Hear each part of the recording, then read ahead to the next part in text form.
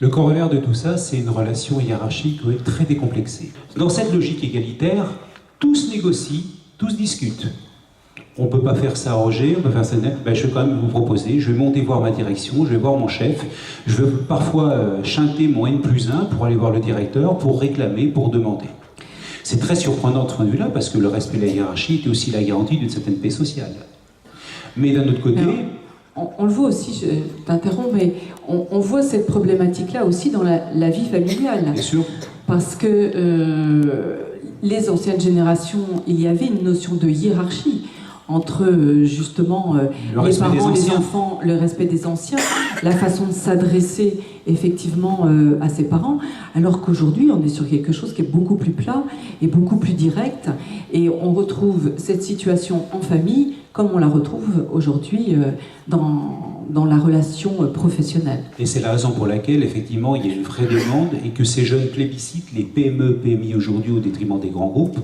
Parce que ce qu'ils attendent d'une entreprise à taille humaine, c'est une relation plus décomplexée, moins hiérarchique. Alors, les risques. On l'a évoqué tout à l'heure, hein, rappelez-vous, difficulté avec la hiérarchie.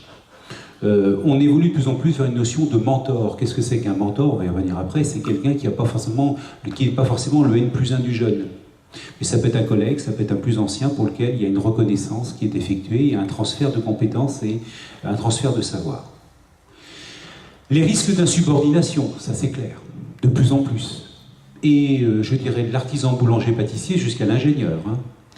Et enfin, des gens, comme on l'a vu, qui sont incapables d'appliquer un ordre sans en comprendre le pourquoi. Là aussi, on renvoie les managers, mais vous expliquez souvent le pourquoi vous faites ça. Vous expliquez souvent votre projet d'entreprise. Vous avez pris le temps d'expliquer à vos jeunes, à votre équipe, de manière plus générale, quel est votre projet d'entreprise? Ben non. 90% des managers ne font jamais ce travail-là. Voilà. Donc, les opportunités. Voyons le côté plein du vase. Contrairement aux X qui se taisaient, qui vous disaient oui en pensant non, eux, ils disent ce qu'ils pensent. Ce qui signifie également qu'en problématique de gestion de conflit, ils sont plus honnêtes et sincères. Ils sont plus cash, c'est clair. Mais au moins ils disent les choses, ce qui permet à un manager, s'il est un petit peu aiguisé, de mettre le doigt sur des conflits en germe. Autre élément caractéristique de cette jeune génération, c'est le culte du moi. C'est vrai que ces jeunes sont autodidactes, individualistes, et on le retrouve de plus en plus sur les aides, qu'ils recherchent véritablement ces notions de sensation, d'émotion. Ils aiment les choses fortes et ils veulent être au centre des discours, des motivations. C'est pour ça aussi qu'on a ce souci de reconnaissance important.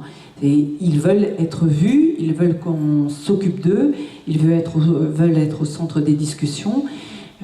Les selfies sont pas pour rien non plus. Hein. Faut se faire voir. Tout ce qui paraît sur Facebook, sur les profils et ainsi de suite, c'est « je me mets en scène ».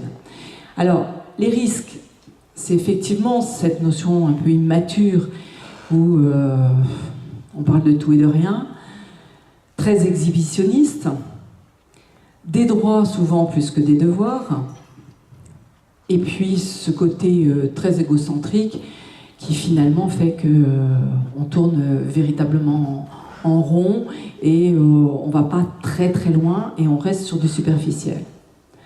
Maintenant, autre élément aussi important, c'est qu'ils deviennent leur propre marque. Et les opportunités, c'est qu'effectivement, ces jeunes sont débrouillards. Ils sont très performants s'ils sont reconnus. Et on tourne toujours autour des mêmes éléments importants, mais c'est vrai que la reconnaissance pour eux est importante, puisqu'ils ont besoin d'être au centre et d'être vus. Ils sont ouverts sur le monde. Leur territoire, finalement... leur terrain de jeu n'est pas simplement Dijon, leur petit village ou autre. Ils vont bien plus loin et ils regardent bien plus loin. Ils sont au courant de beaucoup plus de choses qu'on ne pense. Ils ont accès à énormément d'informations et du coup, le monde est à eux. Et ça, c'est vraiment un élément qui est frappant par rapport à ces jeunes. Comme en plus de ça, ils n'ont pas peur, ils sont prêts à tout. Donc un goût aussi réel du collectif. C'est assez antinomique parce qu'on dit qu'ils sont égocentriques. Oui, c'est vrai. Ils sont individualistes, mais ils ont aussi besoin des autres. Et ils aiment pouvoir travailler en groupe et se retrouver et faire des choses à plusieurs.